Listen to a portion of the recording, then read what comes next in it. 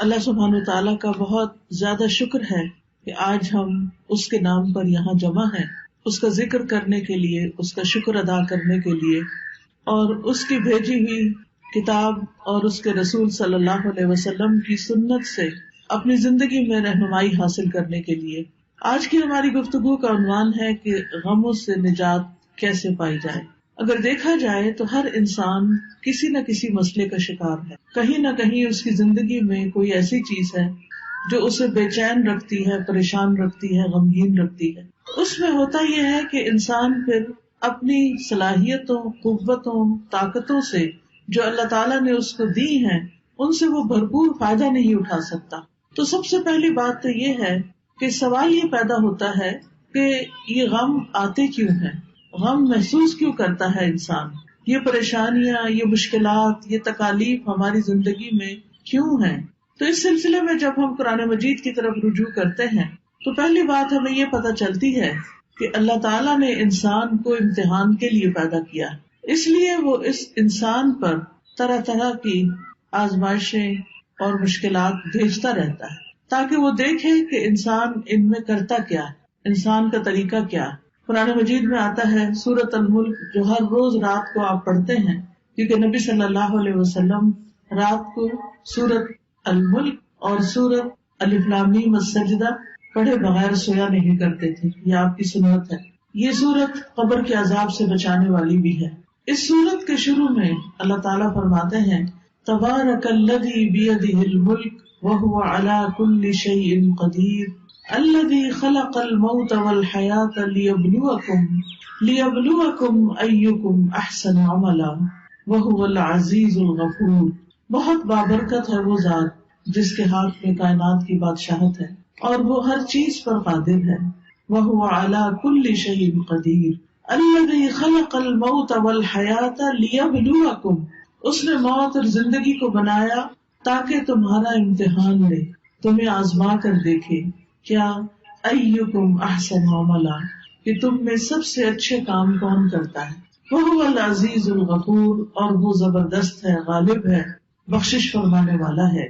تو اس سے یہ پتہ چلتا ہے کہ یہ زندگی ایک امتحان ہے، اور امتحان ایک مشکل چیز ہوتی ہے۔ اس میں ہمیشہ انسان کے حالات اس کی مرضی کے مطابق نہیں ہو سکتے، اس پر کہیں نہ کہیں سے کوئی نہ کوئی ایسی آزمائش، کوئی امتحان، کوئی تکلیف، کوئی تنگی آتی رہے گی تاکہ یہ دیکھا جائے کہ انسان کرتا کیا ہے، کیا پھر بھی یہ اللہ سے راضی رہتا ہے، کیا پھر بھی یہ اللہ کی طرف رجوع کرتا ہے، کیا یہ واقعی اللہ کا بندہ بن کے رہتا ہے، یا اس آزمائش کی گھڑی میں پھسل جاتا ہے اور شیطان جو ہر وقت اس کو اچکنے کے لیے تیار ہے وہ اس کا نوالا بن جاتا ہے۔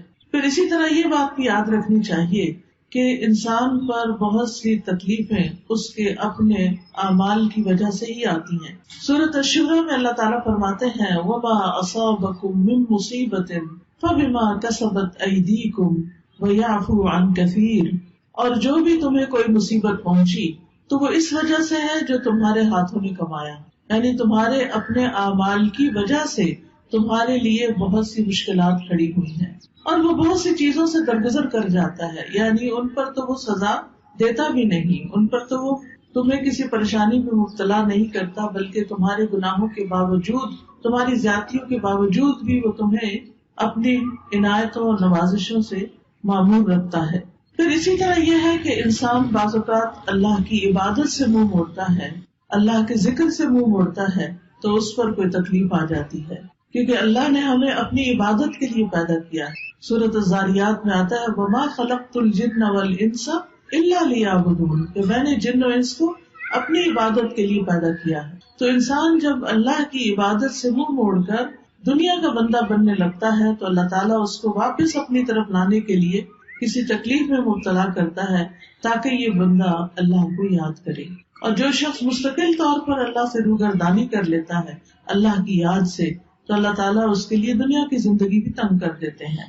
اللہ تعالیٰ کا فرمان ہے سورۃ طٰہٰ میں وَمَنْ أَعْرَضَ عَنْ ذِكْرِي فَإِنَّ لَهُ مَعِيشَةً ضَنْكًا وَنَحْشُرُهُ يَوْمَ الْقِيَامَةِ أَعْمَىٰ، جو کوئی میرے ذکر سے منہ موڑے گا میں اس کی زندگی تنگ کر دوں گا اور قیامت کے دن اس کو اندھا اٹھاؤں گا، یعنی اس کی صرف یہ زندگی ہی نہیں پریشانیوں والی ہوگی بلکہ آگے بھی بڑی پریشانی ہے، یعنی اس کے لیے بہت بڑی مشکلات ہیں اگلی زندگی میں بھی.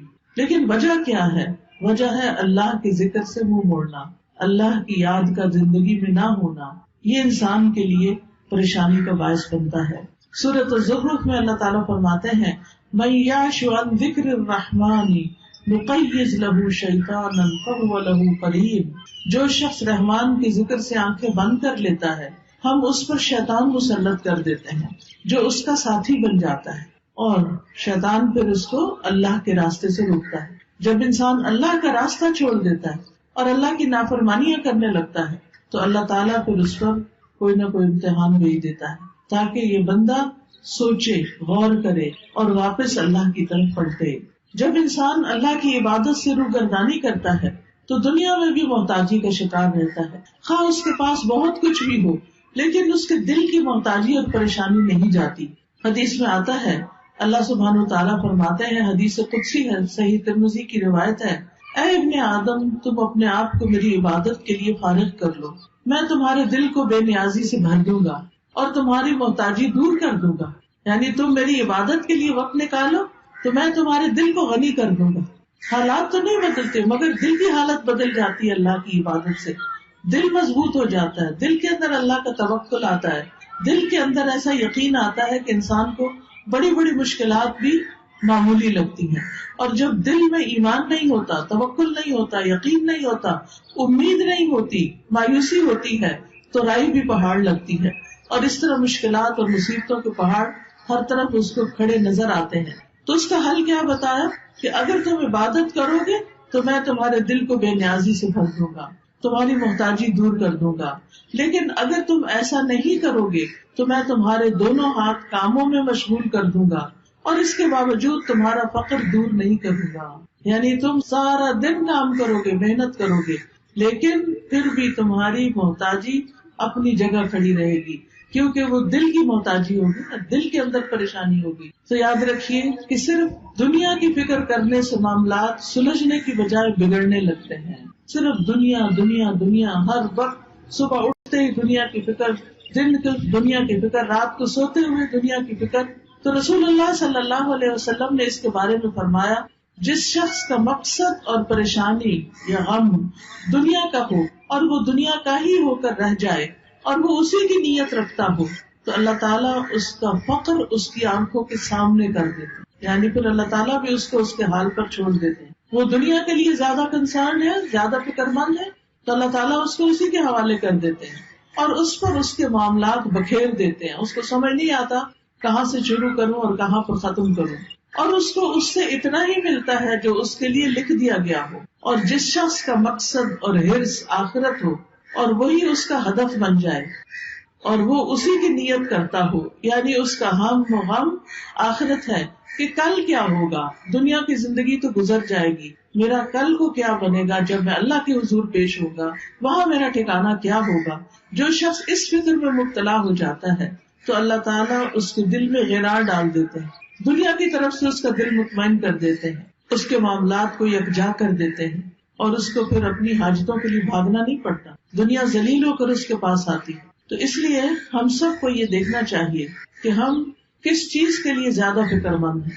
دنیا تو چند دن کی ہے، دنیا کی حیثیت تو ایک مچھر کے پر برابر بھی نہیں. دنیا کا بڑے سے بڑا نقصان ایسا ہی ہے جیسے مچھر کا پر ٹوٹ کے گر گیا ہو، لیکن اصل نقصان، اصل مشکل، اصل پریشانی تو آخرت کی پریشانی ہے جس کے لیے ہم سب کو فکر مند ہونے کی ضرورت ہے. دنیا کی فکر کرنے والے سے رب کی بے نیازی ہوتی ہے. نبی صلی اللہ علیہ وسلم نے فرمایا جو اپنے غموں کو ایک ہی غم بنا لے، جو اپنے غموں کو ایک ہی غم بنا لے اور وہ آخرت کا غم ہو تو اللہ اس کے دنیا کے غموں سے اسے کفایت کرے گا، اس کے دنیا کے غم دور ہو جائیں گے. اور جس کو پریشانیاں ادھر ادھر بھٹکا کر لے جائیں اللہ اس کی پرواہ نہیں کرے گا کہ وہ دنیا کی کس وادی میں ہلاک ہو کر دیتا ہے. تو اس لیے غموں سے بچنے کا، غموں سے نجات کا اصل طریقہ کیا ہے کہ دنیا کی بجائے آخرت کی فکر زیادہ لگا لی جائے. یاد رکھیے جہاں دنیا کی حرص زیادہ ہوتی ہے، دنیا کی محبت زیادہ ہوتی ہے، وہاں اللہ کی محبت میں کمی آ جاتی ہے، وہاں پر اللہ کی محبت میں کمی آ جاتی. نبی صلی اللہ علیہ وسلم نے فرمایا قیامت قریب آ چکی ہے، لیکن لوگوں میں دنیا کی ہی ہرس بڑھے گی، یعنی جتنی جتنی قیامت قریب آ رہی ہے اتنی اتنی دنیا پھیلتی جا رہی ہے ان کے سامنے، اور اس کی محبت اور اس کے پیچھے بھاگنا اور زیادہ بڑھتا جا رہا ہے، اور اللہ سے دوری میں ہی اضافہ ہوگا۔ پھر اسی طرح ہم دیکھتے ہیں کہ جب ہم دنیا کو زیادہ امپورٹنس دیتے ہیں تو دنیا کا چھوٹا سا نقصان بھی انسان سے برداشت نہیں ہوتا، لیکن جب انسان یہ سمجھتا ہے کہ کوئی بات نہیں، یہ چیز چلی گئی تو ہم بھی تو اللہ کی طرف جانے والے ہیں، جیسا کہ سورۃ البقرہ میں آتا ہے وَلَنَبْلُوَنَّكُمْ بِشَيْءٍ مِّنَ الْخَوْفِ وَالْجُوعِ وَنَقْصٍ مِّنَ الْأَمْوَالِ وَالْأَنفُسِ وَالثَّمَرَاتِ وَبَشِّرِ الصَّابِرِينَ الَّذِينَ إِذَا أَصَابَتْهُم مُّصِيبَةٌ قَالُوا إِنَّا لِلَّهِ وَإِنَّا إِلَيْهِ رَاجِعُونَ أُولَٰئِكَ عَلَيْهِمْ صَلَوَاتٌ مِّن رَّبِّهِمْ وَرَحْمَةٌ وَأُولَٰئِكَ هُمُ الْمُهْتَدُونَ کہ اللہ سبحانہ تعالیٰ کی طرف سے آزمائش تو ہوگی، امتحان تو ہوگا، لیکن ایسے موقع پر جو یہ کہے انا للہ وانا الیہ راجعون کہ بے شک ہم اللہ کے لیے ہیں اور اسی کی طرف لوٹ کر جانے والے، تو ایسے لوگوں پر اللہ کی رحمت اور نوازشیں ہوتی، اللہ کی رحمت ہوتی، اور ایسے لوگ ہدایت پانے والے ہوتے۔ تو بات یہ ہے کہ تکلیفیں تو آئیں گی، یہ تو اللہ تعالیٰ نے خود ہی فرما دی کہ ہم ضرور آزمائش کریں گے، ضرور امتحان لیں گے، خوف سے، بھوک سے، جان مال پھلوں کی کمی سے، لیکن خوشخبری ہے صبر کرنے والوں کے لیے، یعنی جب ان کی زندگی میں کوئی چیز کم ہوتی، مثلاً کوئی بچہ فوت ہو گیا، بہن بھائیوں میں سے کوئی چلا گیا، کاروبار چلا گیا، کوئی کاروبار کو نقصان ہو گیا، جاب چلی گئی، کوئی اور حادثہ ہو گیا کہ جس سے بڑا نقصان ہو گیا، تو اب یہ سب چیزیں تو زندگی میں روز کا معمول ہے، کبھی کوئی چیز پیش آتی ہے، کبھی کوئی چیز پیش آتی ہے، تو بتایا گیا کہ وہ ایسے موقع پر کیا کہتے ہیں اور کیا کرتے ہیں، انا للہ و انا الیہ راجعون، یعنی وہ اللہ کی طرف رجوع کر لیتے ہیں، اور صبر کے ساتھ کیا کہتے ہیں کہ بے شک ہم بھی اللہ کے لیے اور اللہ ہی کی طرف واپس جانا ہے، یعنی جو ہمارا کوئی رشتہ دار چلا گیا یا مال چلا گیا یا کوئی اور یعنی کہ کوئی کھیتوں میں یا کاروبار میں یا کسی کیے ہوئے کام میں کوئی نقصان ہو گیا، تو وہ کہتے ہیں اس میں بھی کوئی خیر ہوگی، اس میں بھی میرے لیے اجر ہے، اس میں بھی کوئی بھلائی ہے، میرا کوئی پیارا چلا گیا لیکن میں اللہ سے امید نہیں چھوڑوں گی کیونکہ اللہ ہے نا، حتیٰ کہ اگر کسی عورت کے شوہر بھی فوت ہو جائے اور اگر اس کا اللہ پر بھروسہ ہو تو اس موقع پر بھی اللہ تعالیٰ اس کا دل تھام لیتا ہے، اور وہ کیا سوچتی ہے کہ ایک انسان تو گیا ہے مگر اللہ تو زندہ ہے، اللہ لا الہ الا هو الحی القیوم، اللہ ہے نا، ٹھیک ہے انسانوں کی کمی کوئی انسان اور پوری نہیں کر سکتا، شوہر کی کمی کوئی بھی پوری نہیں کر سکتا، نہ ماں باپ، نہ بہن بھائی، نہ بچے، لیکن اس سے بڑھ کر بھی تو کوئی ہستی ہے نا، اور وہ اللہ کی ہستی ہے،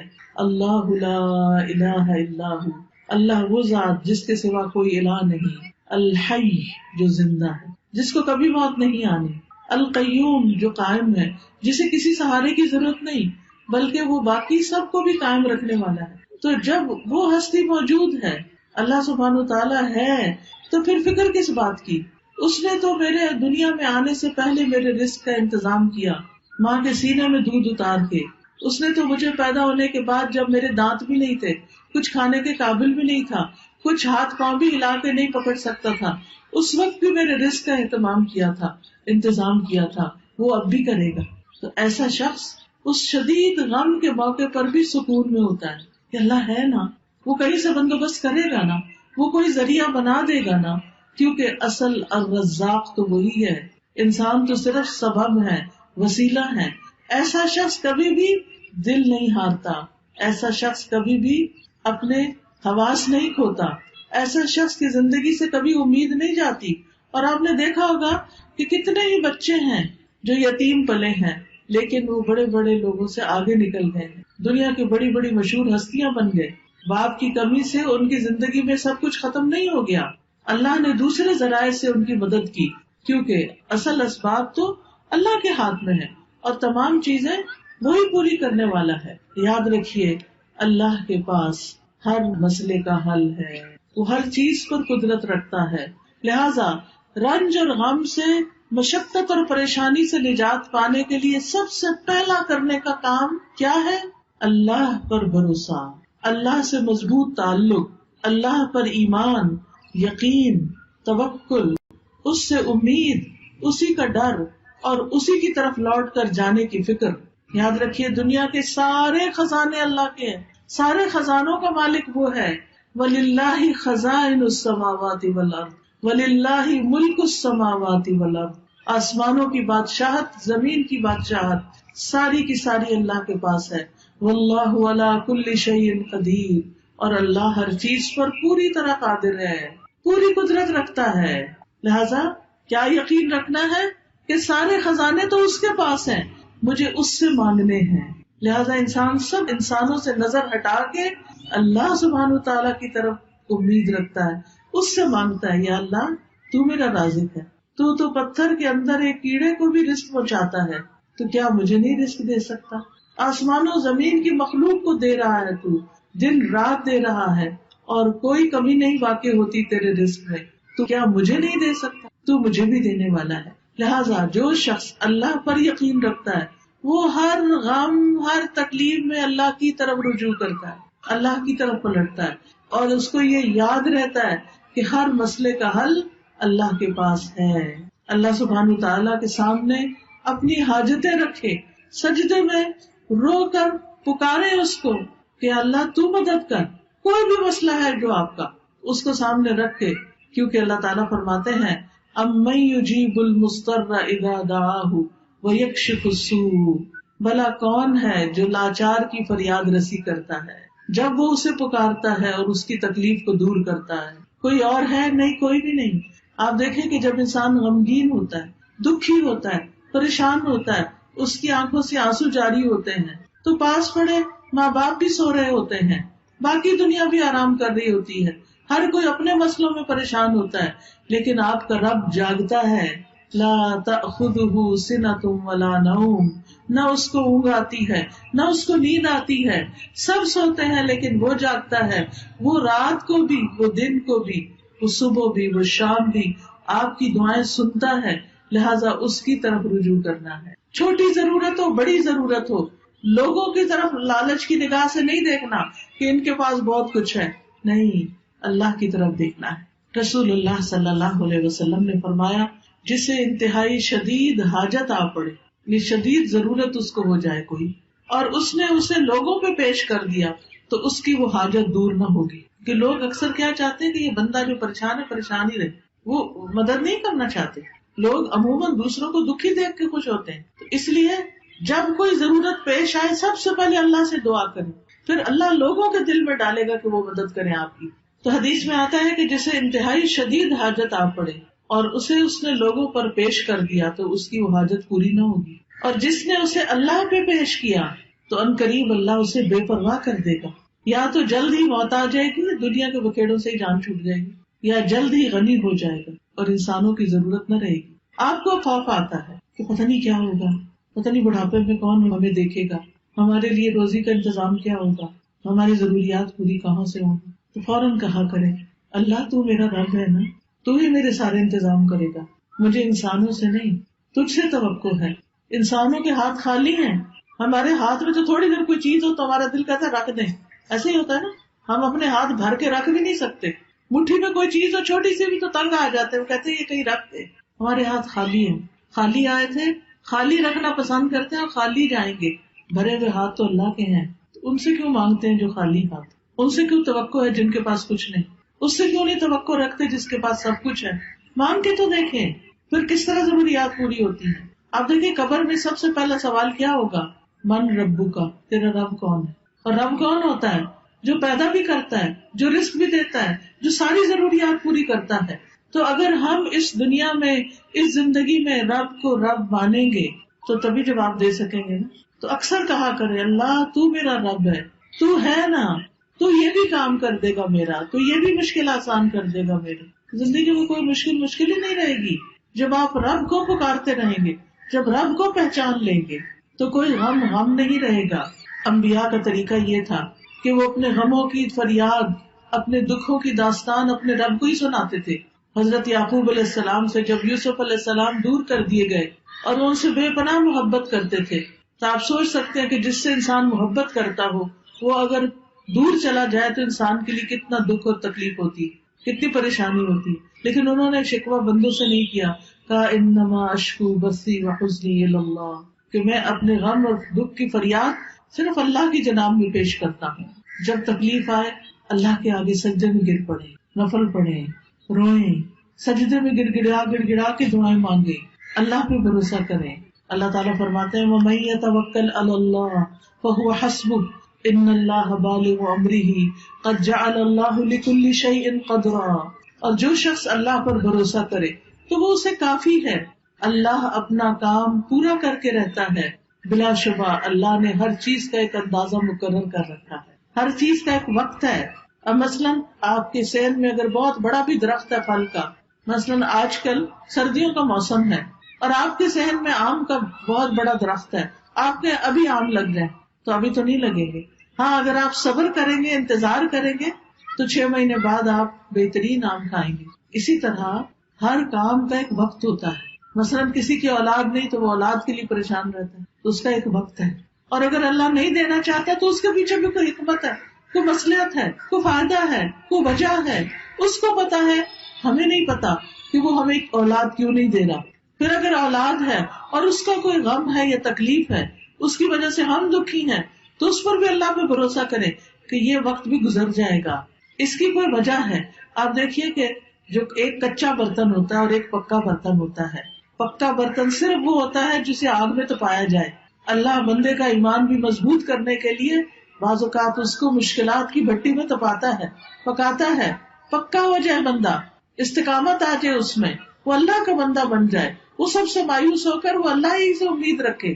تو اس لیے ایسے موقع پر انسان کو پریشان نہیں ہونا چاہیے، اللہ کی طرف رجوع کرنا چاہیے.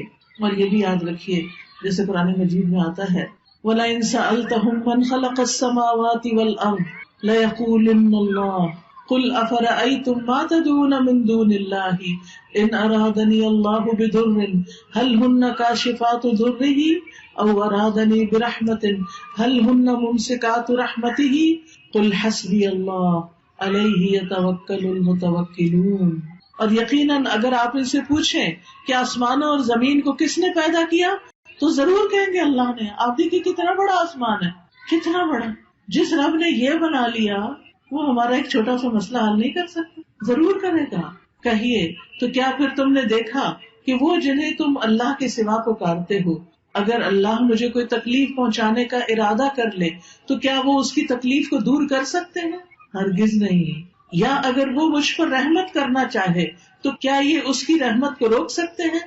کہہ دیجیے مجھے اللہ کافی ہے اور توکل کرنے والے اسی پر توکل کرتے ہیں. تو ہمیں ہر مشکل وقت میں اللہ پر بھروسہ کرنا چاہیے. اس طرح انسان کا دل ہلکا ہو جاتا ہے، اس کے غم دور ہو جاتے ہیں. دوسری بڑی اہم چیز جو غموں کو دور کرنے کا ذریعہ ہے وہ ہے نماز. نماز ہر مسئلے کا حل ہے. بہت سی پریشانیاں آتی اس لیے ہیں کہ ہم نماز ٹھیک سے نہیں پڑھتے، ہم پوری نمازیں نہیں پڑھتے، یا ہم تو پڑھتے ہیں بچے نہیں پڑھتے، یا بچے تو پڑھتے ہیں شوہر نہیں پڑھتے، یا خود تو پڑھتے ہیں ماں باپ نہیں پڑھتے. گھر میں کوئی نہ کوئی بے نمازی ہے جس کی نحوست سب پہ پڑ جاتی ہے. تو نماز جو ہے سارے مشکلات کا حل ہے. نبی صلی اللہ علیہ وسلم کا طریقہ کیا تھا کہ جب بھی انہیں کوئی مشکل کام ہوتا، جب بھی کوئی مشکل پڑتی، فوراً نماز کی طرف دوڑتے. انبیاء ساروں کا یہی طریقہ تھا، جب کوئی مشکل آتی نماز کی طرف آتے. جب انسان صبح فجر کی نماز پڑھتا ہے تو شیطان نے اس کے اوپر جو گریں لگائی ہوتی ہیں وہ کھل جاتی ہیں، اور انسان صبح حشاش بشاش پورے ایکٹیولی اپنی صبح کرتا ہے اور اس کا دن بہت اچھا گزرتا ہے، اس کا موڈ بھی صحیح رہتا ہے. لیکن جب انسان فجر کی نماز قضا کر دیتا ہے تو اس کے اوپر ایک سستی غالب آ جاتی، اس کے اوپر غم اور پریشانی سی طاری ہو جاتی ہے، اس کا دل اداس ہوتا ہے. تو آپ فجر کی نماز کی پابندی کریں گے تو آپ دیکھیں گے کہ آپ کا دل کتنا ہلکا ہوتا ہے، کتنا اچھا ہوتا ہے. پھر آپ دیکھیے کہ جب کوئی شخص نماز پڑھتا ہے تو حدیث میں آتا ہے جب تم میں سے کوئی آدمی نماز کے لیے کھڑا ہوتا ہے تو اللہ کی رحمت اس کی طرف متوجہ ہو جاتی ہے، یعنی وہ اللہ کی رحمت سے بیٹھنے لگتا ہے. ایک اور جگہ پر بھی آتا ہے وَأَقِيمُوا الصَّلَاةَ وَآتُوا الزَّكَاةَ وَأَطِيعُوا الرَّسُولَ لَعَلَّكُمْ تُرْحَمُونَ. نماز قائم کرو، زکات دیا کرو اور رسول کا حکم مانو تاکہ تم رحم کیے جاؤ.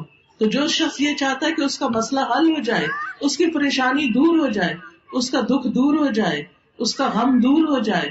اسے چاہیے کہ وہ اچھے طریقے سے نماز پڑھے, خوب اللہ کو یاد کر کے نماز پڑھے, تو اللہ کی رحمت اس پر آئے گی. اور جس پر اللہ کی رحمت ہو جائے اس کے غم پھر غم نہیں رہتے. لیکن بات یہ ہے کہ جب ہمیں کوئی غم تکلیف ہوتا ہے تو ہم سب سے پہلے نمازیں چھوڑ کے بیٹھ جاتے ہیں, بجائے اس کے کہ نماز سے مدد لیں, جس کو قرآن میں اللہ تعالیٰ حکم دیتے ہیں وَاسْتَعِينُوا بِالصَّبْرِ وَالصَّلَاةِ.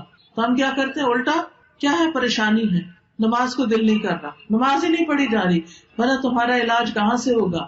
اگر نماز ہی چھوڑ دی تو مسئلے پہ مسئلہ مزید گمبھیر ہوتا چلا جائے گا, اور دنیا کے کوئی انسان نہیں جو تو آپ کو اس گڑھے سے نکال سکے. تو اس کا حل کیا ہے؟ نمازوں کی پابندی. اور صرف یہ نہیں کہ جیسے تیسے نماز پڑھ لینا. قد افلح المؤمنون الذین هم فی صلاتهم خاشعون.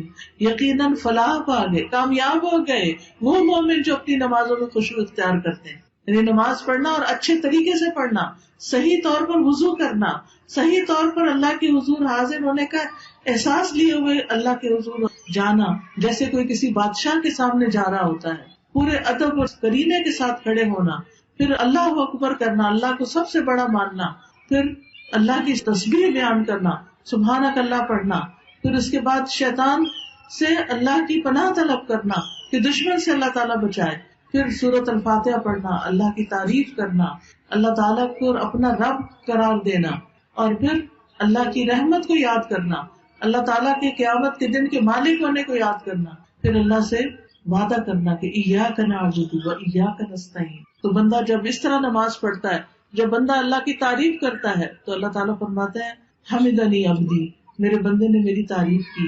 پھر جب بندہ رحمان الرحیم کہتا ہے, اللہ تعالیٰ فرماتے ہیں اثنا علیہ عبدی, میرے بندے نے میری ثنا کی. پھر جب مالک یوم الدین کہتا ہے تو اللہ تعالیٰ فرماتے ہیں مجدنی عبدی, میرے بندے نے میری عظمت بزرگی بیان کی. ایاک نعبد و ایاک نستعین, یہ میرے اور میرے بندے کے درمیان ہے, اور میرے بندے کے لیے وہ ہے جو اس نے مانگا. تو جب ہم ہر نماز میں کہتے ہیں ایاک نعبد و ایاک نستعین, تیری ہم عبادت کرتے ہیں اور صرف تجھ سے ہی ہم مدد چاہتے ہیں, ہمارے غم دور ہو جائیں, ہماری پریشانیاں دور ہو جائیں, ہمیں ہدایت کا راستہ مل جائے, ہمیں ڈائریکشن مل جائے, ہمیں دین پر استقامت حاصل ہو جائے, تو اللہ تعالیٰ کا وعدہ ہے کہ میرے بندے جس نے میری ایسی تعریف بیان کی کھڑے ہو کر اور دن کی 5 نمازوں میں کئی بار, تو اللہ تعالیٰ کہتے ہیں میرا بندہ جو مانگتا ہے وہ اس کے لیے. تو کیا ہم اس سے بہتر کوئی مقام پا سکتے ہیں کہ جس سے ہم اللہ کی مدد حاصل کریں اور ہمارے غم دور ہو جائیں؟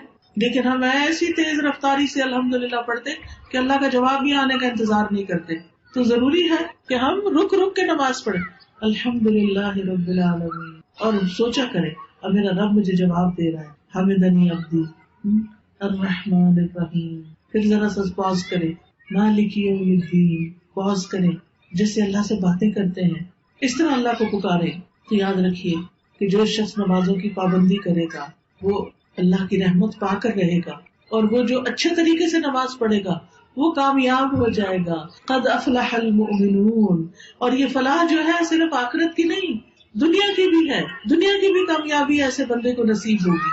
تو اگر ہم کامیاب ہونا چاہتے ہیں, غموں سے نجات پانا چاہتے ہیں, تو پھر ہمیں اپنی نمازوں کو درست کرنے کی ضرورت ہے. حدیث میں آتا ہے احفظ اللہ یحفظک, احفظ اللہ تجدہ تجاہک, اللہ کی حفاظت کرو اللہ تمہاری حفاظت کرے گا. کیا مطلب ہے؟ اللہ تعالیٰ کی حفاظت ہمیں تو نہیں کرنی, مراد ہے اللہ کے احکامات کی حفاظت, اپنی نمازوں کی حفاظت. نبی صلی اللہ علیہ وسلم نے فرمایا جان بوجھ کر نماز نہ چھوڑا کرو, اس لیے کہ جو شخص جان بوجھ کے نماز چھوڑ دیتا ہے اس سے اللہ کی ذمہ داری ختم ہو جاتی ہے, پھر وہ اللہ کی حفاظت سے باہر آ جاتا ہے. تو اگر ہم چاہتے ہیں کہ ہماری حفاظت ہو, ہم غموں سے مصیبتوں سے بچے رہیں, تو اس کے لیے کیا ضروری ہے کہ پھر ہم کیا کریں؟ نمازوں کو ٹھیک سے ادا کریں, نماز نہ چھوڑیں, کیونکہ نماز چھوٹی تو اللہ نے چھوڑ دیا بندے کو, اس کے حوالے کر دیا, جاؤ اب جدھر جاتے. اور خصوصاً فجر کی نماز, نبی صلی اللہ علیہ وسلم نے فرمایا جس آدمی نے صبح کی نماز پڑھی وہ اللہ عز و جل کی ذمہ داری میں ہے, اس کے کاموں کی ذمہ داری اللہ تعالیٰ لے لیتا ہے. ابو ہریرہ رضی اللہ عنہ سے مروی ہے کہ رسول اللہ صلی اللہ علیہ وسلم نے فرمایا اللہ تعالیٰ فرماتا ہے اور میرا بندہ جن جن عبادتوں کے ذریعے سے میرا قرب حاصل کرتا ہے ان میں سے کوئی عبادت مجھے اتنی پسند نہیں جتنی وہ عبادت پسند ہے جو میں نے اس پر فرض کی ہے.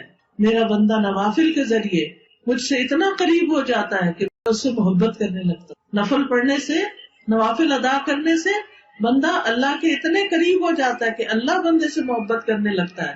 جب میں اس سے محبت کرنے لگ جاتا ہوں تو میں اس کا کان بن جاتا ہوں جس سے وہ سنتا ہے، اس کی آنکھ بن جاتا ہوں جس سے وہ دیکھتا ہے، اس کا ہاتھ بن جاتا ہوں جس سے وہ پکڑتا ہے، اس کا پاؤں بن جاتا ہوں جس سے وہ چلتا ہے، اور اگر وہ مجھ سے مانگے تو میں اسے عطا کرتا ہوں، اور اگر وہ مجھ سے پناہ کا طالب ہو تو میں اس کو پناہ دیتا ہوں۔ تو بات یہ ہے کہ انسان جب اللہ کی طرف رجوع کرتا ہے، اللہ اس کی حفاظت کرتا ہے اور اس کے سارے مسائل حل کر دیتا ہے۔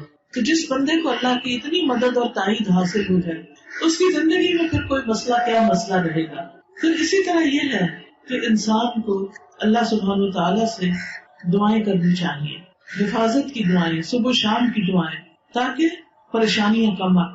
جو شخص دن کا آغاز اللہ کے ذکر اور نماز سے کرتا ہے اس کا تمام دن حشاش بشاش گزرتا ہے، لہذا اللہ کے ذکر سے اپنے آپ کو شیطان کی شر سے بچائے۔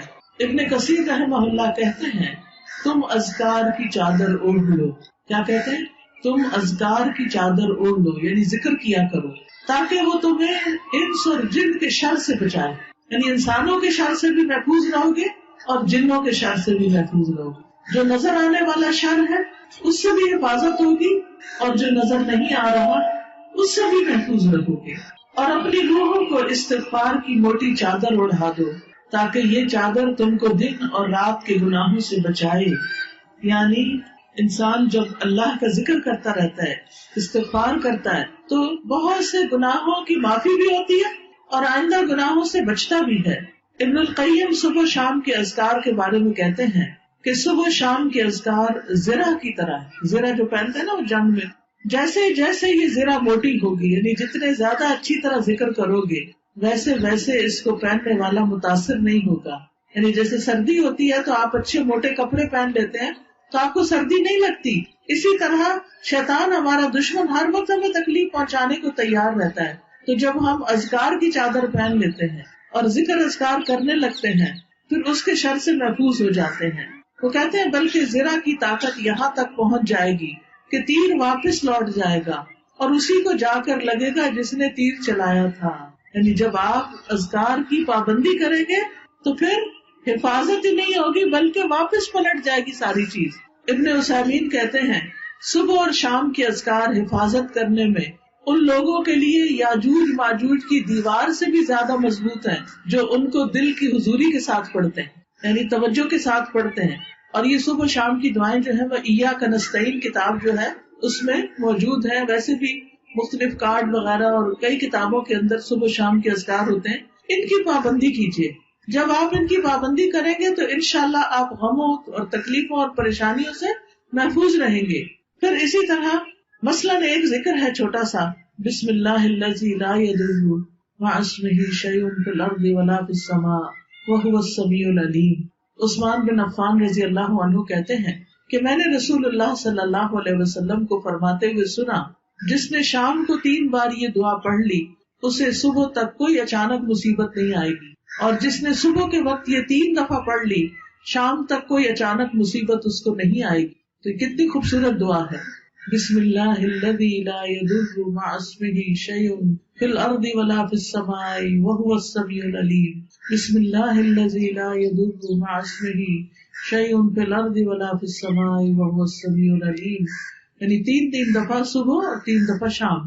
شام کو عصر کی نماز کے بعد پڑھنے ہوتے ہیں اور صبح فجر کی نماز کے بعد سورج نکلنے سے پہلے تک، یہ حفاظت کا ٹائم ہوتا ہے، اور شام کو مغرب کی اذان سے پہلے تک پڑھنا یہ حفاظت کے اوقات ہوتے ہیں۔ بعض لوگ مغرب کی نماز کے بعد پڑھتے ہیں تو وہ ویسے ہی ذکر ہو جاتا ہے، پھر وہ پروٹیکشن نہیں ہوتی۔ ابو ہریرہ رضی اللہ عنہ کہتے ہیں کہ ایک آدمی نے نبی صلی اللہ علیہ وسلم کی خدمت میں حاضر ہو کر عرض کیا، اے اللہ کے رسول، مجھے رات بچھو نے کاٹ لیا۔ آپ نے فرمایا اگر تم شام کے وقت اعوذ بکلمات اللہ التامات من شر ما خلق پڑھ لیتے تو وہ تمہیں یہ تکلیف نہ پہنچاتا۔ کتنی حفاظت کی دعائیں ہیں، کتنا بڑا خزانہ ہے کہ جو ہمیں بہت سے حادثوں، مصیبتوں اور تکلیفوں سے بچانے والا ہے۔ اسی طرح جو شخص دن میں 100 بار لا الہ الا اللہ وحدہ لا شریک لہ لہ الملک ولہ الحمد وہو علی کل شیء قدیر پڑھتا ہے تو اسے 10 غلام آزاد کرنے کا ثواب ملتا ہے، 100 نیکیاں اس کے نامہ اعمال میں لکھی جاتی ہیں، اور 100 برائیاں اس سے مٹا دی جاتی ہیں. اور اس روز دن بھر یہ دعا شیطان سے اس کی حفاظت کرتی ہے حتیٰ کہ شام ہو جائے، اور کوئی شخص اس سے بہتر عمل لے کر نہیں آئے گا مگر جو اس سے زیادہ عمل کرے. پھر اسی طرح صبح و شام آیت الکرسی کا پڑھنا یہ بھی شیطان سے بچاتا ہے. صبح و شام کی دعائیں ہر چیز سے کفایت کرتی ہیں، جیسے قل اعوذ برب الفلق، قل اعوذ برب الناس، قل هو اللہ احد. پھر رات کو سوتے وقت دعائیں پڑھ کے سونا. پھر ہر کام سے پہلے بسم اللہ پڑھنا. رسول اللہ صلی اللہ علیہ وسلم نے فرمایا جب آدمی اپنے گھر میں داخل ہوتا ہے تو وہ اپنے گھر میں داخل ہوتے وقت اور کھانا کھاتے وقت اللہ کا نام لیتا ہے تو شیطان کہتا ہے آج تمہارے لیے اس گھر میں رات گزارنے کی جگہ نہ ملی اور نہ کھانا ملا. اور اگر وہ اپنے گھر میں داخل ہو اور داخل ہوتے ہوئے اللہ کا نام نہیں لیتا تو وہ کہتا ہے تمہیں رات گزارنے کی جگہ بھی مل گئی، اور جب کھانے کے وقت بسم اللہ نہیں پڑھتا تو کہتا ہے شام کا کھانا بھی مل گیا. تو وہ شیطان جو ہے ہماری چیزوں میں یعنی اپنا حصہ لگانے لگتا ہے. ابن عباس روایت کرتے ہیں رسول اللہ صلی اللہ علیہ وسلم سے کہ ابلیس نے کہا اے میرے رب تو نے اپنی ساری مخلوق کا رزق واضح کر دیا ہے، میرا رزق کہاں ہے؟ فرمایا ہر وہ چیز جس پہ میرا نام نہ لیا جائے، ہر وہ چیز جس پر اللہ کا نام نہ لیا جائے وہ ابلیس کا رزق بن جاتی ہے، وہ ابلیس کا حصہ بن جاتی ہے. پھر اسی طرح غموں سے نجات پانے کے لیے صدقہ خیرات کرنا بڑا ضروری ہے.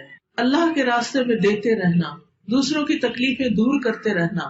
قرآن مجید میں اللہ تعالیٰ فرماتے ہیں فَأَمَّا مَنْ أَعْطَى وَاتَّقَى وَصَدَّقَ بِالْحُسْنَى فَسَنُيَسِّرُهُ لِلْيُسْرَى. پھر جس نے اللہ کی راہ میں مال دیا اور پرہیزگاری اختیار کی اور اچھی باتوں کی تصدیق کی یعنی ان کو سچ مانا تو بہت جلد ہم اسے آسانی مہیا کر دیں، اس کے کام آسان کر دیں. سبحان اللہ، کتنا بڑا وعدہ ہے اللہ کا، کتنی سچی بات ہے. فَأَمَّا مَنْ أَعْطَى دینے والے بنے، دیتے رہیں. وَاتَّقَى اور اللہ سے ڈرتے رہیں، دے کے بھی اللہ سے ڈریں. وَصَدَّقَ بِالْحُسْنَى اور نیکی کی، اچھائی کی جو باتیں سنیں، قرآن میں سنیں، قرآن میں پڑھیں، حدیث میں پڑھیں، نیکی کی مجلسوں میں جو اچھی اچھی باتیں سنیں ان باتوں کی تصدیق کریں، ان کو سچ مان کر ان پر عمل کریں تو ہم اس کے لیے آسانیاں کر دیں گے. یہ ہے آسانیوں کا راز، یہ ہے آسانیوں کا نسخہ. صدقہ کرنے والا کبھی پریشان نہیں ہوتا، مایوس نہیں ہوتا. اب بعض اوقات ایسا ہوتا ہے کہ ہر روز کہیں انسان باہر نہیں نکلتا، کوئی ہمارے پاس نہیں آتا، تو آپ گھر میں بھی ایک ڈبہ بنا سکتے ہیں کہ جب کوئی کام کرنے لگے یا دن کا آغاز کرنے لگے تو اس میں کچھ ڈال دیں. آپ دیکھیں گے کہ کس طرح آپ کے کاموں کی رکاوٹیں ہٹ جائیں گی، آسانیاں ہونے لگے گی، آپ کو سکون آنے لگے گا.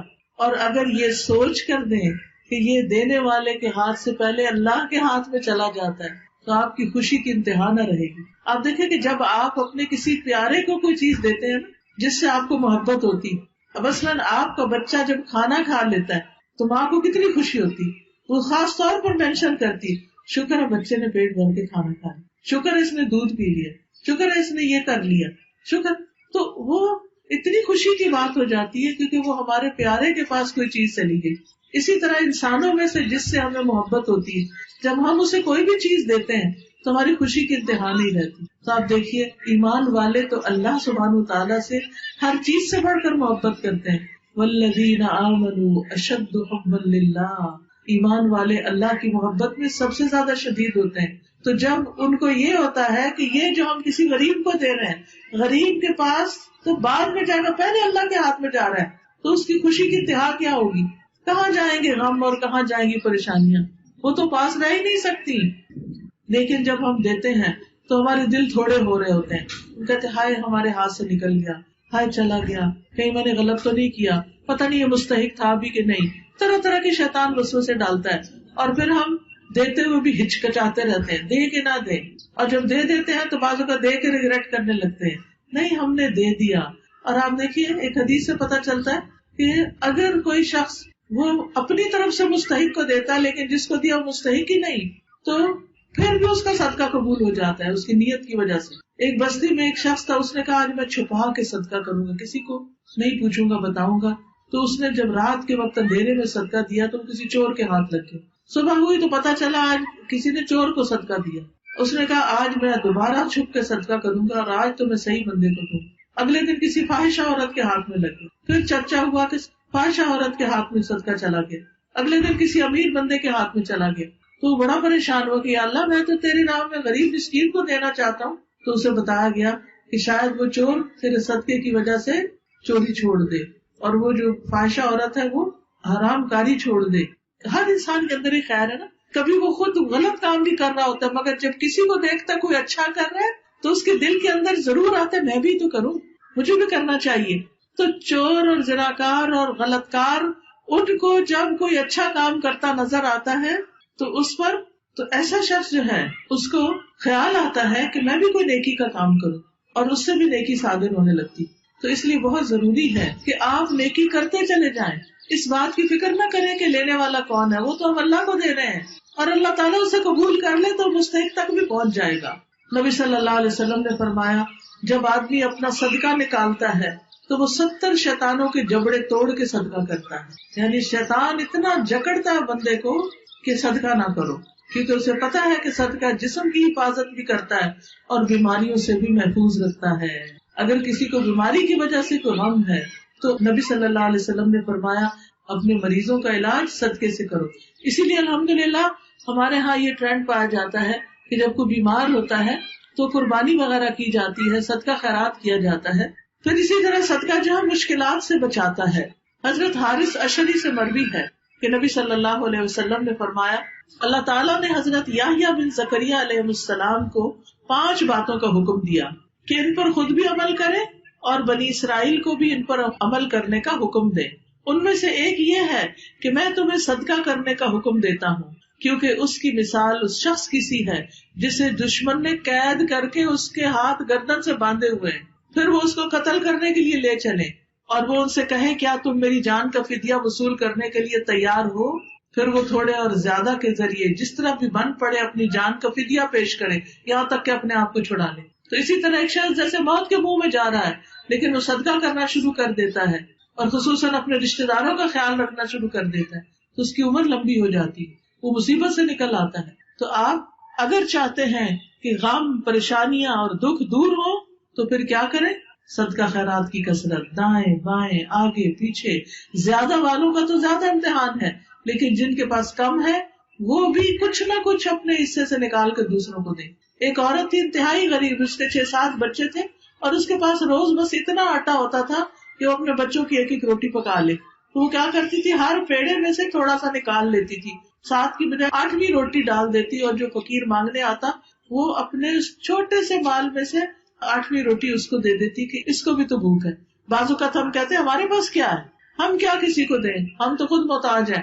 بے شک محتاج ہیں, صدقہ محتاجی کو بھی دور کرتا ہے. آپ دینے والے بنے. حدیث قدسی میں آتا ہے یا ابن آدم انفق انفق علیک, اے ابن آدم تم خرچ کرو میں تم پہ خرچ کروں گا. صدقہ کرنے سے مال کم نہیں ہوتا, نبی صلی اللہ علیہ وسلم نے قسم کھا کے یہ بات فرمائی. تو اس لیے دینے والے بنے ضرور, دائیں بائیں آگے پیچھے. جیسے گھر میں بھی کیا ہے, جیسے کہتے ہیں نا شوہر اپنی بیوی کو بھی اگر پانی پلاتا ہے تو وہ بھی اس کے لیے صدقہ ہے. تو بعض اوقات ہمارے پاس ایک موقع ہوتا ہے کہ گھر والوں کو پانی پلا دیں, گھر والوں کے برتن میں کچھ کھانا ہی ڈال دیں, لیکن ہم کہتے ہیں خود لے لے گا نا. نہیں, اگر کوئی مانگ بیٹھے تو کہتے ہیں ہر وقت میں ہی دوں. نہیں, خوشی سے دیں, یہ بھی صدقہ ہے. یعنی ہر نیکی جو ہے, اچھی بات کرنا صدقہ ہے, اچھا مشورہ کسی کو دینا, کسی کے کام آنا, حتیٰ کہ مسکرا کے بات کرنا, یہ بھی صدقہ ہے. بعض لوگ جو ہیں وہ اپنا منہ سیدھا ہی نہیں کرتے, کسی سے ڈھنگ سے بات ہی نہیں کرتے, مسکرا کے پیش ہی نہیں آتے. کتنا صدقے کا موقع ہے لیکن کر کے نہیں دیتے. پھر اسی طرح پریشانی کا حل, دوسروں کی پریشانی دور کرنا, چاہے وہ مال سے ہو, صدقے سے ہو یا کسی اور چیز سے. نبی صلی اللہ علیہ وسلم نے فرمایا جو اپنے بھائی کی مدد میں لگا رہتا ہے اللہ تعالیٰ اس کی مدد میں لگا رہتا ہے. جو کسی کی مدد کرتا ہے اللہ اس کی مدد کرتا ہے. نبی صلی اللہ علیہ وسلم نے فرمایا جس نے کسی مسلمان سے دنیا کا ایک دکھ دور کیا اللہ تعالیٰ اس سے قیامت کے روز کا ایک دکھ دور کر دے گا, اور جس نے کسی مشکل میں پڑے شخص کے لیے آسانی کی اللہ اس کے لیے دنیا اور آخرت میں آسانی فرمائے گا, اور جس نے کسی مسلمان کی پردہ داری کی اللہ عز و جل دنیا اور آخرت میں اس کی پردہ داری کرے گا. اور اللہ عز و جل اس وقت تک بندے کی مدد میں رہتا ہے جب تک کہ بندہ اپنے بھائی کی مدد میں لگا رہتا ہے. یعنی کسی کو دے کر ہم ان پر احسان نہیں کرتے, دراصل ہم اللہ سے خود مدد لے رہے ہوتے ہیں، یعنی اللہ کی مدد ایسے بندوں کے لیے آ رہی ہوتی ہے. تو اس لیے خوشی سے دوسروں کی مدد کریں، چھوٹی چھوٹی چیزیں دوسروں کو سکھائیں، دوسروں کی زندگی آسان کریں، دوسروں کا کام کر دیں. کسی کے گھر میں کوئی مہمان آ گیا اس کی مدد کر دیں. اپنے ہی گھر میں اگر بزرگ والدین ہیں تو خوشی سے ان کی خدمت کریں. بوڑھی ساس ہے تو عزت سے پیش آئے، اس کے لیے آسانی کرے، ہمسایوں کے لیے آسانی کرے. یہ جو گلیوں بازاروں میں غریب بچے پھر رہے ہوتے ہیں، ان کی خوشی کا کوئی انتظام کریں. اچھے کاموں میں اپنے آپ کو مصروف رکھیں. رسول اللہ صلی اللہ علیہ وسلم نے فرمایا وہ لوگ اللہ کو زیادہ پیارے ہیں جو دوسروں کے لیے زیادہ فائدہ مند ہوتے ہیں. تو فائدہ پہنچانے والے بنے، ہر ایک کو فائدہ دے. بعض اوقات ہمارے یہاں یہ ہوتا ہے کہ وہ فائدہ اٹھائیں، یہ ہماری ذہنیت بن جاتی کہ دوسروں سے فائدہ لینے والے ہوتے ہیں. نہیں، دینے والے بنے. جب دل میں نیت میں یہ آئے نا کہ ہم اس سے یہ فائدہ اٹھائیں، اس سے وہ فوراً سوچے نہیں ہم اس کو یہ فائدہ پہنچائیں اور ہم اس کو یہ. آپ دوسروں کو فائدہ پہنچائیں گے، اللہ آپ کی ساری ضروریات پوری کر دے گا. اور پھر کامیابی کے لیے کثرت سے اللہ کو یاد کرنا اور اللہ سبحانہ تعالیٰ کی طرف راغب ہونا. ذکر کے فائدوں میں ابن القیم لکھتے ہیں کہ ذکر شیطان کو بھگا دیتا ہے، رحمان کو راضی کرتا ہے، دل سے غم اور پریشانی کو دور کرتا ہے، دل کے لیے خوشی کو کھینچ لاتا ہے، جسم کو طاقت بخشتا ہے، چہرے کو منور کرتا ہے، رزق کھینچ لاتا ہے، تر و تازگی کا لباس پہناتا ہے. اور غموں کو دور کرنے کے لیے، پریشانیوں کا حل کے لیے کچھ ضروری دعائیں جو ہیں اس میں سے نمبر 1 درود شریف کا کثرت سے پڑھنا. درود شریف پڑھنے سے 10 رحمتیں آتی ہیں، 10 مشکلیں آسان ہوتی ہیں، گناہ معاف ہوتے ہیں.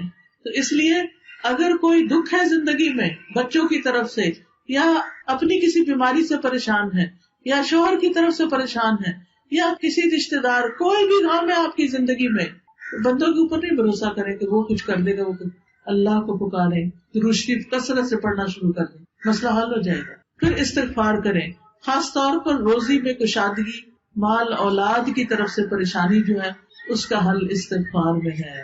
نبی صلی اللہ علیہ وسلم دن میں 100 سے زیادہ دفعہ استغفار کرتے تھے. قرآن مجید میں آتا ہے نوح علیہ السلام نے اپنی قوم سے کہا، میں نے کہا اپنے رب سے معافی مانگ لو، یقیناً وہ ہمیشہ سے بہت معاف کرنے والا ہے. وہ تم پر برستی بارش برسائے گا، وہ مالوں اور بیٹوں سے تمہاری مدد کرے گا، تمہیں باغ عطا کرے گا، تمہارے لیے نہریں جاری کر دے گا. تو استغفار کرو.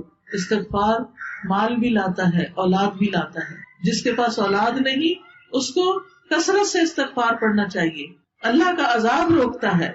نبی صلی اللہ علیہ وسلم نے فرمایا انسان جب تک اللہ عز و جل سے استغفار کرتا رہتا ہے اس وقت تک اللہ تعالیٰ کے عذاب سے محفوظ رہتا ہے. پھر قرآن سے اپنا تعلق مضبوط کریں، قرآن پڑھیں. اور الحمدللہ یہاں پر اس مسجد میں قرآن کی کلاسز شروع ہوگی. یہ فلائر سب لے کر جائیں اور کسی نہ کسی پروگرام میں ضرور شرکت کریں، کیونکہ اللہ کا کلام جہاں پڑھا جاتا ہے وہاں رحمتیں نازل ہوتی ہیں، وہاں مشکلات آسان ہوتی ہیں. یہاں پر انشاءاللہ دورہ قرآن بھی ہوگا، صوت القرآن بھی ہوگا، ترجمہ، تجوید، تفسیر اور کچھ مضمون وغیرہ پڑھائے جائیں گے. اور 1 رمضان سے انشاءاللہ دورہ قرآن یہاں پر شروع ہوگا اور اس کے بعد 2 جولائی سے یہاں کلاسز شروع ہوگی. خود بھی آئیں، اپنی لڑکیوں کو، بچیوں کو بھی بھیجیں. الہدا کی جو بچیاں اس ایریا میں قریب رہتی ہیں وہ مدد کرنے کے لیے آئیں، وہ انتظامیہ سے رابطہ کریں کہ ہم یہاں پر ہیں اور ہم کچھ نہ کچھ ہیلپ کر سکتے ہیں. تو آپ کی مدد ہمارے لیے بہت فائدہ مند ہوگی تاکہ زیادہ سے زیادہ لوگ پڑھ سکیں. کیونکہ بعض اوقات ایسا ہوتا ہے نا، بچیاں شادی ہو کے آتی ہیں، ان کو پتہ نہیں چلتا کہ ہم کس کو پڑھائیں، کیا کریں. تو مسجد میں اگر کلاس ہوگی تو اور بچیاں بھی آ کے مدد کرے گی تو بے شمار لوگ پڑھ جائیں گے. یاد رکھیے قرآن شفا ہے. وَنُنَزِّلُ مِنَ الْقُرْآنِ مَا هُوَ شِفَاءٌ وَرَحْمَةٌ لِّلْمُؤْمِنِينَ وَلَا يَزِيدُ الظَّالِمِينَ إِلَّا خَسَارًا. اور ہم قرآن میں جو کچھ نازل کرتے ہیں وہ مومنوں کے لیے تو شفا اور رحمت ہے، مگر یہ ظالموں کے خسارے میں ہی اضافہ کرتا ہے. تو قرآن کا پڑھنا شفا بھی ہے اور اللہ کی رحمت لانے کا ذریعہ ہے. یہ غموں کا سب سے بڑا علاج ہے، پھر اللہ سے جوڑنے کا ذریعہ ہے، گھروں میں برکت کا ذریعہ ہے.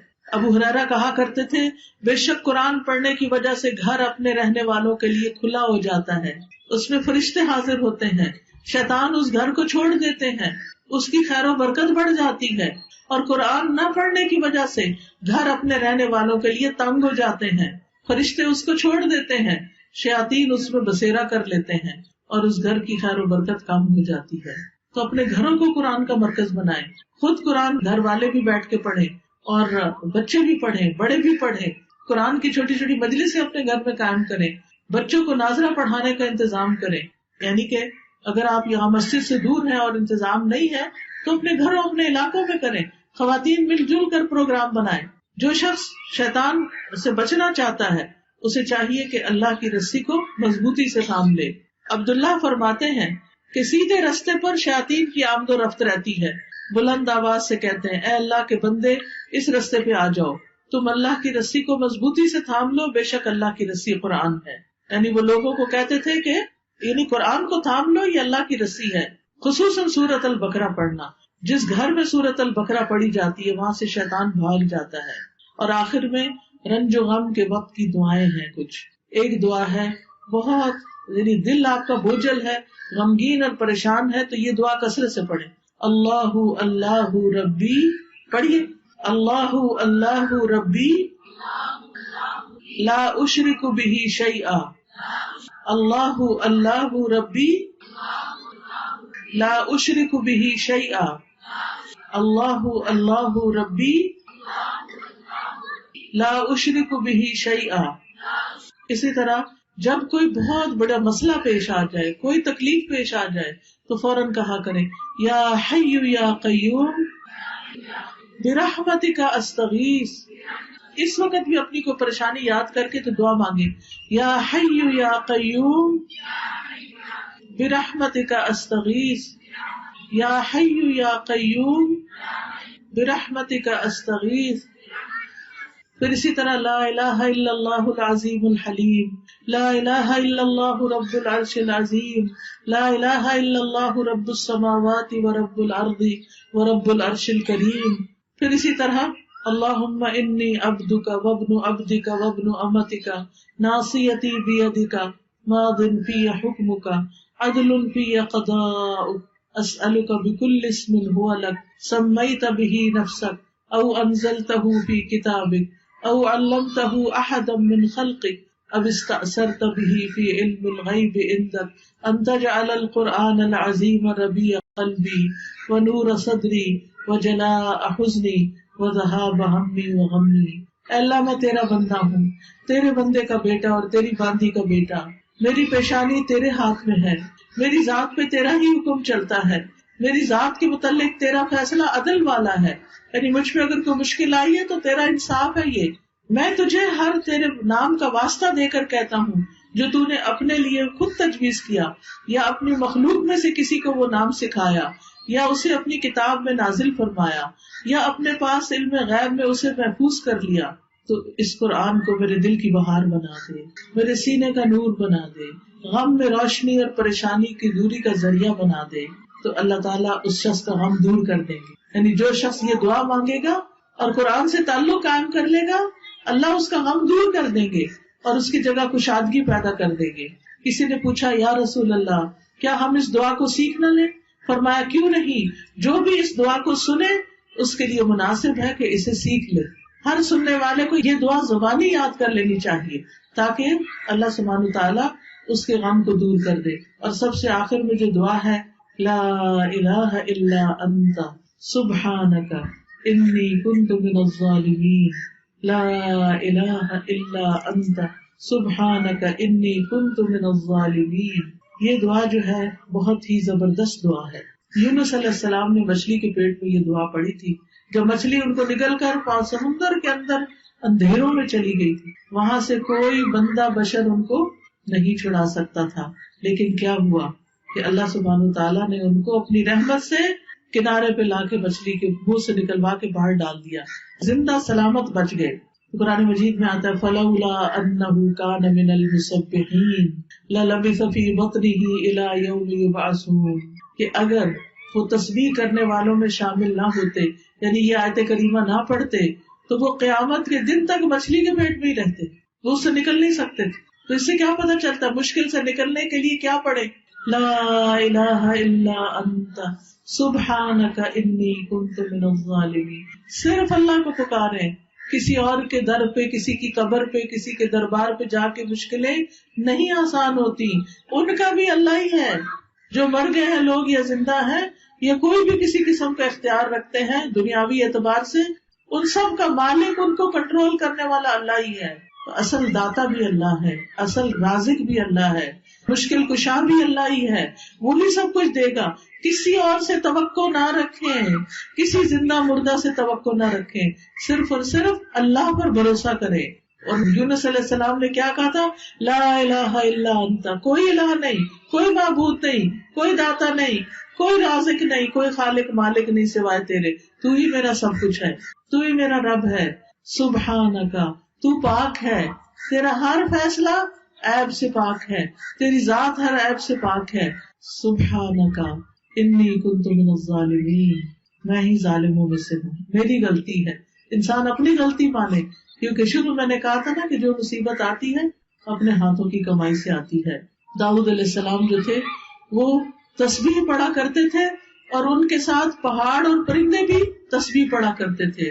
وَسَخَّرْنَا مَعَ دَاوُودَ الْجِبَالَ يُسَبِّحْنَ وَالطَّيْرَ، ہم نے داؤد علیہ السلام کے ساتھ پہاڑوں کو مسخر کر دیا جو اس کے ساتھ تسبیح کرتے تھے، اور پرندے بھی تسبیح کرتے تھے. ساری مخلوق تسبیح کرتی ہے.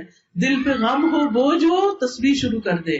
سبحان اللہ وبحمدہ سبحان اللہ العظیم. اسی طرح زکریا علیہ السلام جب وہ محراب سے نکلے تو انہوں نے اپنی قوم کو بھی، جب ان کو خوشخبری ملی تھی یحییٰ علیہ السلام کی، تو انہوں نے کیا کیا؟ زکریا علیہ السلام کو جب یحییٰ علیہ السلام کی خوشخبری ملی تو انہوں نے خود بھی تسبیح کی اور اپنی قوم کو بھی کہا کہ صبح و شام اللہ کی تسبیح بیان کرو. موسیٰ علیہ السلام نے اپنے بھائی کے مددگار بنائے جانے کی جب دعا کی تو اس وقت کیا کہا کہ وَاجْعَلْ لِي وَزِيرًا مِّنْ أَهْلِي هَارُونَ أَخِي اشدد به ازری واشرکه فی امری کئی نسبحک کثیرا ونذکرک کثیرا. اللہ میرے گھر والوں میں سے ہارون کو میرا مددگار بنا دے اور اس کے ذریعے میرا بازو مضبوط کر دے، اس کو میرے کام میں شریک کر دے، تاکہ ہم تیری کثرت سے تسبیح کریں اور تیرا بہت زیادہ ذکر کریں، تو خود بھی تسبیح کرے اور گھر والوں کو بھی تسبیح میں شریک کرے. تسبیح جو ہے کہ جنت والوں کا بھی ذکر ہوگا. وَدَعْوَاهُمْ فِيهَا سُبْحَانَكَ اللَّهُمَّ وَتَحِيَّتُهُمْ فِيهَا سَلَامٌ. دعواہم فیہا سبحانک اللہم، ان کی پکار اس میں سبحانک اللہ ہوگی اور ان کا تحیہ اس میں سلام ہوگا. تو جنت والے بھی جا کر تسبیح کر رہے ہوں گے. ملائکہ کا ذکر بھی تسبیح ہے. والملائکۃ یسبحون بحمد ربہم، ملائکہ اپنے رب کی حمد کے ساتھ اس کی تسبیح بیان کرتے ہیں. تو یاد رکھیے تسبیح جو ہے یہ بہت بڑا ذکر ہے. سبحان اللہ وبحمدہ عدد خلقہ ورضا نفسہ وزنۃ عرشہ ومداد کلماتہ. سبحان اللہ وبحمدہ سبحان اللہ العظیم. یا رب العالمین تو ہم سب کی تکلیفیں، پریشانیاں اور غم دور فرما دے. یا اللہ سب کی بیماریاں اور مالی اور بدنی اور روحانی مسائل دور کر دے. یا اللہ سب کے سینوں کی گھٹن دور کر دے. یا اللہ ہمارے روزی میں برکت عطا کر دے. ہماری اولاد کو ہمارے لیے بابرکت کر دے، انہیں ہمارے لیے صدقہ جاریہ بنا دے. یا اللہ ہمارے شوہر، ان کو ہمارے لیے آنکھوں کی ٹھنڈک بنا دے، ہمارے گھروں میں سکون پیدا کر دے، ہمارے رنج اور غم کو دور کر دے. یا اللہ ہمیں نیک کاموں کی توفیق دے. اللہ اپنی زندگی کو گنوانے کی بجائے ہم اچھے اچھے کاموں میں تیری عبادت اور بندوں کی خدمت میں اپنے آپ کو لگا دے. یا اللہ تو ہمیں دنیا اور آخرت کی پریشانیوں سے بچانا. یا اللہ جنہوں نے اس مجلس کا اہتمام کیا ہے انہیں اس کی بہترین جزا عطا فرما. سب آنے والوں کو ان کے لیے صدقہ جاریہ بنا. یا اللہ یہاں پر یہ تو ویسے ہی مبارک مسجد ہے اور برکتوں والی ہے. یا اللہ اس میں مزید برکت پیدا کر دے اور اس کو تعلیم کا مرکز بنا دے. یا اللہ بے شمار لوگ یہاں آ کر علم حاصل کریں. یا اللہ عمل کرنے والے ہوں. اللہ ہم سب کو اخلاص عطا کر دے. اللہ ہمیں اپنا قرب اور اپنی محبت نصیب کر دے. ہماری نمازوں کی اصلاح کر دے. ہمارے صدقہ خیرات تیرے ہی لیے ہوں. ہمارا ہر نیک عمل تیری خاطر ہو. یا اللہ جتنی بہنیں آئی ہیں ان کے دلوں میں جو دعائیں اور تمنائیں ہیں ان کو پورا کر دے. ربنا تقبل منا انک انت السمیع العلیم وتب علینا انک انت التواب الرحیم. وصلی اللہ تعالی علی خیر خلقہ محمد وعلی آلہ واصحابہ واہل بیتہ اجمعین برحمتک یا ارحم الراحمین. الہی آمین. سبحانک اللہم وبحمدک اشہد ان لا الہ الا انت استغفرک واتوب الیک. السلام علیکم ورحمۃ اللہ.